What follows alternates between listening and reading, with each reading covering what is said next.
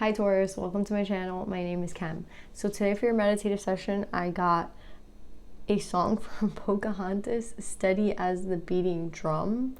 You can YouTube it or you might know it. I think this has a similar message as Aries, and I think this is like the collective energy where everyone is kind of going with the flow. Like the lyrics in the song is like seasons come and seasons go, and then like with each season something new comes. Like they harvest at one point in the season. One season is for harvesting, one season is for like planting the crops, right? Like every season, like they're going with the flow of the seasons, and every season is different, right? Because one season will bring this and one season is like we have to do this, and that's kind of what I'm getting for your vibe. It's like you're learning to kind of work with like harmoniously with the universe, right? And that's kind of what Aries' message was too, just in a different way. And another thing that I got from it is like I watched the music video, and it was a time when the tribe had gone to war, so the warriors were coming back. So something might be coming back to you, Taurus. It could be a love, because the warriors were home. So it could be like a masculine energy returning to a feminine energy. I could be speaking to a feminine energy. I mean, energy is fluid, so don't get caught up on like masculine, feminine. But yeah, something could be coming back to you. It might not necessarily be a person, could be like a dream, a goal, anything. So that's what I got for your meditative session, Taurus. Let's pull some cards and see what we get.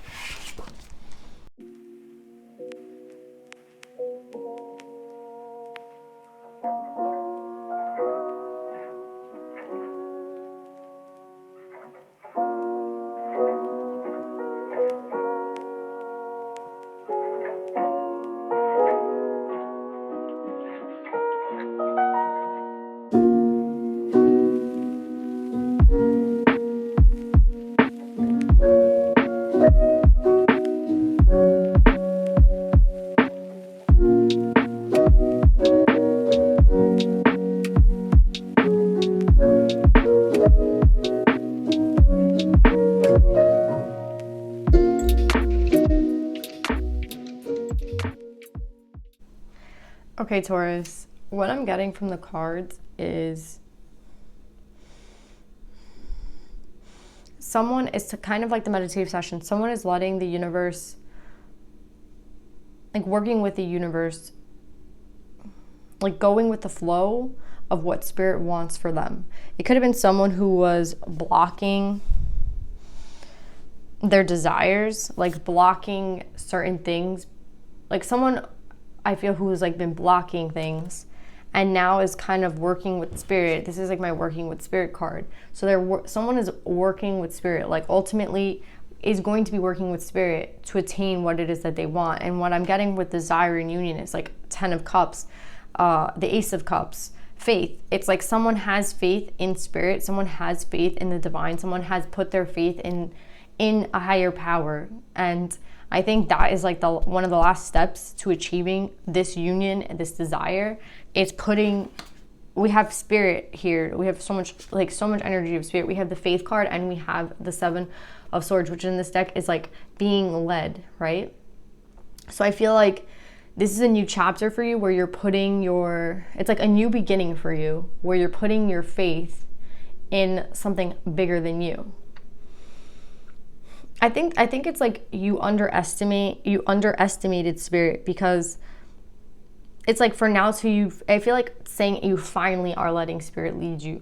And it's like, I feel when I say finally, it's been a long time coming. Like I think spirit has been trying to get through to you many times. And I think, as a Taurus, you were just like, I think I know what's best, and not in a nasty way, not in a, I don't want to say stubborn, but not maybe a little bit stubborn. It's like, well, I think I know what's best for me, so I'm going to keep going and doing what I think is best for me, there's nothing wrong with that. But now it's kind of like understanding that maybe spirit does know what's best for you. Maybe they're leading you to that, and you kind of have to trust them, because sometimes when things don't work out or something is blocked continuously and repetitively, it's for our own protection. And I feel like those are some concepts that you're kind of like, there's some things that you're starting to understand. It's like, okay, like some things are just not meant for me, and that's why I'm being protected, like seeing things in a different way, seeing things more positively, right?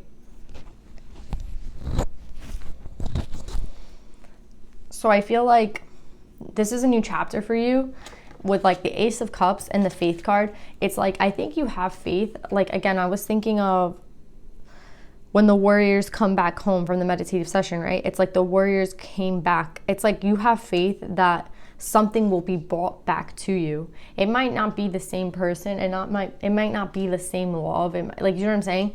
It might not be the exact same thing, but you have faith that something is going to come around for you, and it may not be the same person. Again, I keep saying it, like, it may not be the same person, so it's probably not the same person, but the love that you desire is like, maybe you felt like you lost it, or maybe it is somebody that you know, because it's like, if something is coming back around, it could be like you've gone through a deep healing process, because I do have healing at the bottom of the deck. So it's like, maybe you've gone through a deep healing process, and now like this Ace of Cups, this new love, this new, I want to say, like, yeah, I think this is about romance. I think this is about love. Like, a new love will come to you because now you believe in it. And like, part of that faith had to do with like letting go and letting spirit kind of guide you, right?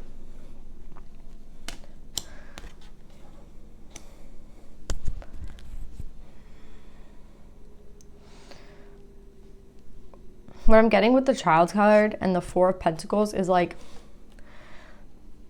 I think that there's been some sort of like healing that you had to do, and it's like, it comes with healing like the inner child, healing what was broken within us, healing like some trauma might have happened to us as a child. And I think part of this evolution of self, of like now finally reaching a higher level of faith in the divine, and like letting go a little bit of the control. It's like a controlling aspect, right? I feel like this has a lot to do with control, and I feel like you're letting go of that control. I think part of why you felt like you need to be always in control was because of some sort of traumatic experience that happened to you as a child, right? And it's like the way that we're shaped. We're shaped as children, right? We're shaped very young, and I feel like something in your childhood has led you to wanting to always remain in control. And I think that's something that you're learning to let go. Maybe you've healed within, and that's why you're able to let go of some control. Because our control is just our ego, right? Telling us that we need control. And our ego is formed to protect us. And our ego is formed from bad experiences, fear, trauma, right? So our ego may seem like the best thing in times of like when we're struggling, because it's there to protect us. But if we don't have any control of our ego, it controls us. And I feel like that's what was going on with you. It's like you gain a sense of control through your ego. Like, you rather be in your ego's energy than being in like a receptive kind of divine energy. You rather be sitting in your own energy, which is very like ego driven. And I feel like that's an energy that you're letting go of, because you've learned to see that as like, it has created loss in your life, right? Like, always trying to control a situation is going to lead to some sort of loss, like loss of sleep, a high form of anxiety. Like, there's many things that just wanting complete control over things that we have no power over. Like, we have no power over other people's actions, right? We have only the control of our own emotions. But most people want to control other people. And that's like that's a very weak, it's a weak form of manipulation, right? Like, it all goes down to, well, if I can control everything around me, then I can feel in control, and I have to be in control, right? And that's kind of where I think you were sitting in a high energy of, or to some extent, some energy of like wanting to be in control of everything. And you're seeing now that that's like an egocentric way of thinking. That's not really getting you what it is that you want. It isn't what you desire. Like, this person's bleeding in this picture, right? It's like a hard energy to sit in, right? Instead of letting everything flow and everything go with the universe, like in the song, it was like seasons come and seasons go. There's a time for harvest. There's a time for reaping that, like the bounty of the harvest, and there's times when there is no harvest because we have to replant, right? There's a season for everything, and that's how the universe works, right? And that's how we should look at our lives as well. And I feel like that's how you're looking at your life. Like sometimes things had to be taken away from you for you to learn something. And I feel like whatever you learned has helped you let go of this sense of control, and and it had a lot of healing that needed to take place. But I'm here to tell you, like, that healing, some of you might be in the beginning of this journey, but I feel like a lot of you are towards the end of it, where you have healed, where you have seen already, you have recognition of like where it was that you went wrong and why you kind of did the things you did, and you're understanding yourself, and now this new chapter can begin for you, right? Yeah, and I see the counselor as like spirit. Maybe someone has counseled you, or someone has kind of led you towards a path that you never like thought you would take. That's another thing I'm getting. Like, I think there might have been like one person who kind of planted that seed for you, and now you kind of are running with it. Like, there was an idea planted in your mind. There was something planted in your, like, on your way, like you saw something and it planted a seed.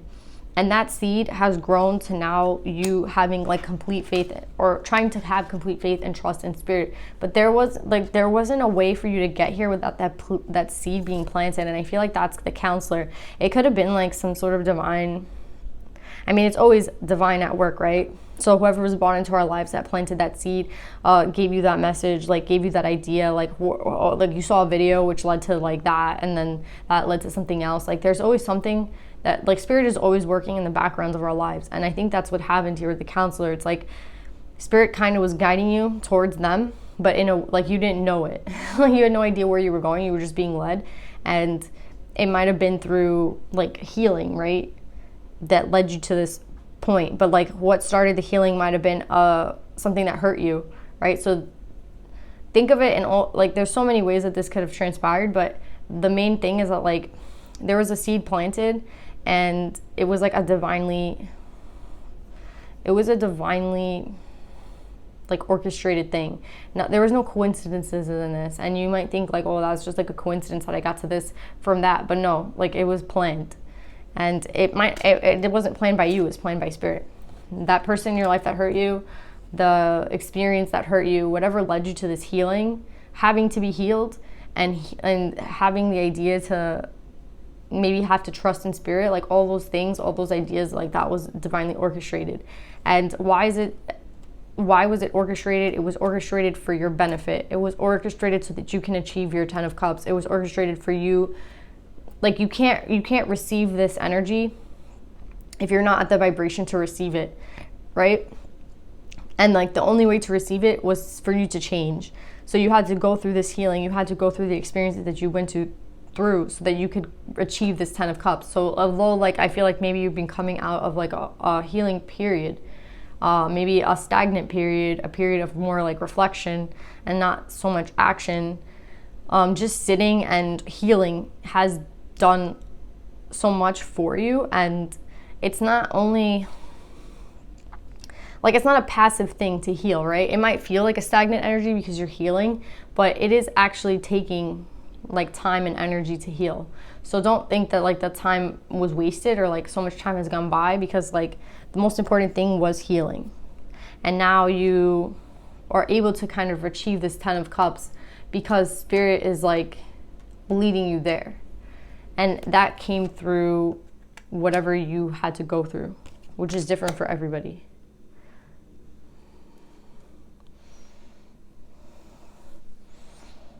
Yeah, and I'm just keep seeing like seasons come and seasons go. Like, the warriors are coming home. Like, there's someone who like might be coming back to you, or like a love, that something that you desire. I mean, you desire a union, right? And this union might be coming in for you because you've done the work, right? Union can't come for you when, like, this union wasn't possible. This 10 of Cups wouldn't be possible. First of all, it's like, you wouldn't have even known what it was that you desired. You wouldn't have even had the right idea of what a 10 of Cups is if you hadn't gone through this like massive healing, this massive change, this massive like release of control, this like loss of ego, right? This trust in the divine. So like, the fact that you're able to like let go, the release of control, I just feel like it's a really big move. It's like a really big thing for you because I keep talking about it. So like, if you're getting through that period of your time now where like this was a heavy burden on your life, and and it kind of ruins like relationships for you, it ruins like experiences for you, it ruins it like it kind of took over some aspects of your life and it created loss. And now you're going to get back what you lost, right? I think that was the reading last week. It was like, you're gonna get back what you lost but better. Or that was Leo. It might have been Leo or Taurus, but it was like the same things for you. It's like whatever you lost when you were not balanced, when you were not working with the divine, it will come back to you. And like there is something coming back to you. There's union and desire. Like there was a desire for some sort of union, and I do see it coming to fruition. I do see it coming back to you, but it's only because you've done the work in balancing yourself, right? It started within, so within as without. So let's see what advice we have for you, Taurus.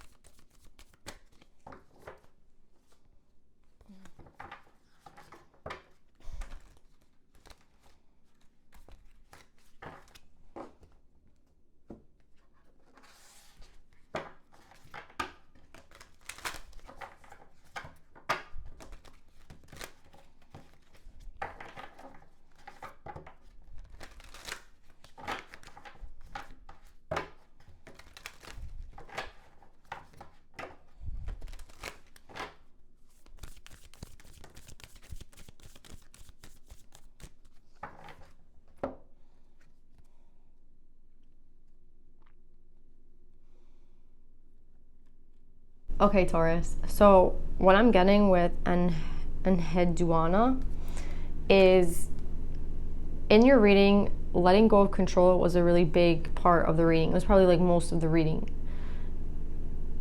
Not most of it, but like a very important part of it. Like letting go of your ego.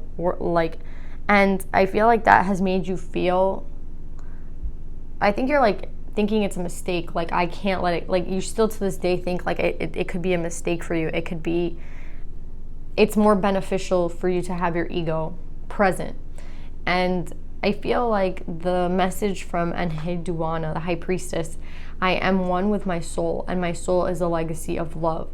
So the message is like, I am one with my soul. To become one with your soul, you have to become one with your ego, like your personality, like what you desire on the 3D, and what your soul desires, right? So it's not, the message isn't like dropping the ego. The message is like to learn to work with your ego, to work as one with what your ego desires and what your soul desires, so that you can be united within yourself, right? Like to have this union within yourself, to stop feeling conflicted about what you have dropped, or like having dropped it or missing it, or do you know what I'm saying? It's like you don't have to drop it, you have to learn to work with it. And like to work with what your soul, to align your soul with your ego, it takes time, right? Because first we have to know what our ego wants, right? And know what our soul wants. That's like the first step. So even if you're at the first step, the whole goal is to unite them and to work together with the soul and the ego, so that you can create union. And once you create union, you're going to feel like at peace, right? And the main message is for love, right? My soul is a legacy of love. So maybe your soul is always pointed, it's like a compass, and it's always pointed towards love. So whatever your ego is pointed towards, it has to kind of align with love as well. So if your soul is here pointing this way and your ego's this way, it's going to feel like a conflict, right? But if your ego is aligned, if your ego is pointing towards love and your soul is always in that direction, then they're going to work together, right? They don't have to be in the same exact position. They just have to be pointed in the same direction. So right now, if your ego is here and it's pointed in this direction and your soul's in this direction, which it always is, then you have to learn to kind of adjust the ego to wanting the same thing, which is love at the end of the day, right? Anyway, Taurus, I hope that I explained that well. I hope that you understood this. I love you guys. I hope this helped. I hope it resonates, and I'll see you guys next week. Bye.